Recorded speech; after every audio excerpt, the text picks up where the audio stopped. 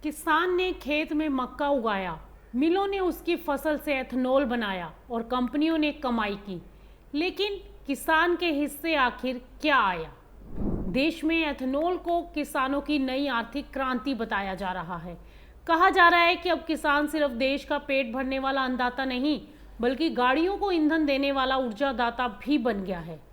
लेकिन गाड़ियों के आंकड़े एक अलग तस्वीर दिखा रहे हैं। एक तरफ एथेनॉल इंडस्ट्री लगातार बढ़ रही है, कंपनियों और चीनी मिलों के लिए कमाई के नए रास्ते खुल रहे हैं। वहीं दूसरी तरफ मक्का किसान लंबे समय से एमएसपी से नीचे भाव मिलने की शिकायत कर रहा है। गन्ना किसान भी पूछ रहा है कि जब उसकी फसल से एथेनॉल बनाकर अतिरिक्त मुनाफा कमाया जा रहा है तो उस कमाई में उसका हिस्सा आखिर कहां है? तो क्या एथेनॉल की ये पूरी व्यवस्था किसानों की इनकम बढ़ाने के लिए बनी है या फिर किसान सिर्फ कच्चा माल देने वाला हिस्सा बनकर रह गया है? एथेनॉल की चमक के पीछे किसान की कमाई की असली तस्वीर क्या है? आइए समझते हैं इस खास रिपोर्ट में।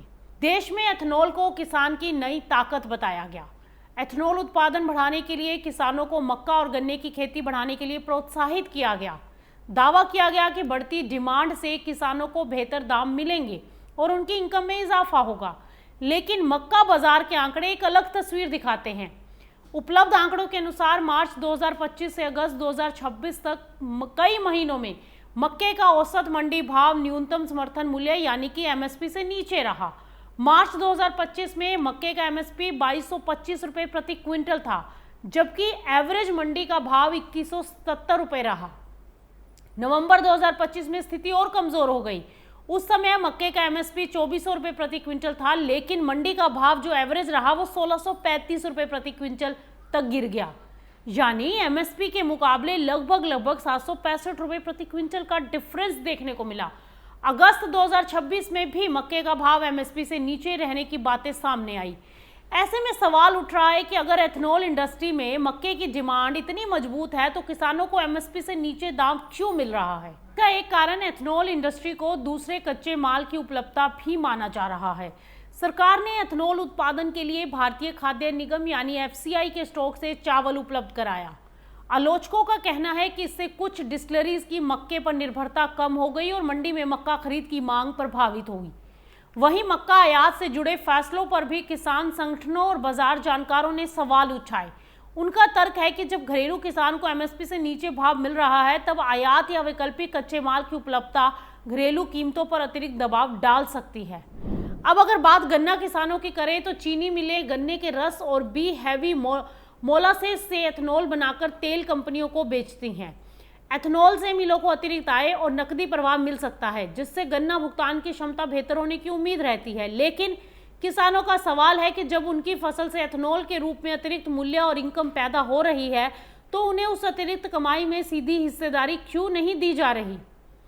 वर्तमान व्यवस्था में गन्ने का मूल्य मुख्य रूप से तय स्टैंडर्ड्स और शुगर रिकवरी के आधार पर निर्धारित होता है। एथेनॉल से होने वाली इनकम को किसान के गन्ना मूल्य में अलग हिस्से के रूप में जोड़ने की व्यवस्था नहीं है। इसी वजह से कई किसान संगठन एथेनॉल प्रीमियम, अतिरिक्त बोनस या मुनाफे में हिस्सेदारी की मांग उठा रहे हैं। उनका कहना है कि एथेनॉल से होने वाली अतिरिक्त कमाई का एक हिस्सा किसानों तक भी तो पहुंचना चाहिए। यहाँ एक और बड़ा सवाल है, एथेनॉल उत्पादकों को तेल कंपनियों से तय खरीद मूल्य और बाजार की निश्चितता मिलती है, लेकिन मक्का किसानों को अपनी फसल के लिए हर जगह एमएसपी की गारंटी खरीद भी नहीं मिलती। यानी इंडस्ट्री के लिए कीमत और खरीद की व्यवस्था अपेक्षाकृत सुरक्षित है, जबकि किसान को खुले बाजार के उतार चढ़ाव का सामना करना पड़ता है। तो कुल मिलाकर एथेनॉल नीति ने ऊर्जा सुरक्षा, पेट्रोल आयात में कमी और ग्रामीण अर्थव्यवस्था के लिए नए अवसर जरूर पैदा किए हैं, लेकिन किसानों को वास्तविक लाभ कितना मिला, ये सवाल मक्का के मंडी भाव और गन्ने से होने वाली अतिरिक्त आय की हिस्सेदारी से जुड़ा हुआ है।